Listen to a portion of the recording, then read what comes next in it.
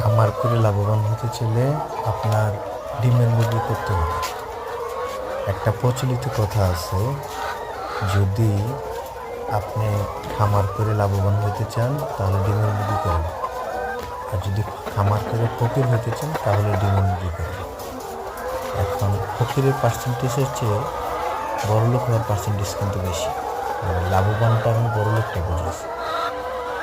এখন আপনি কি লাভ করবেন না হচ্ছে আপনার ফকির হবেন, আপনার পরিচর্যা, আপনার হচ্ছে এই খামার করার অভিজ্ঞতার উপর নির্ভর করে।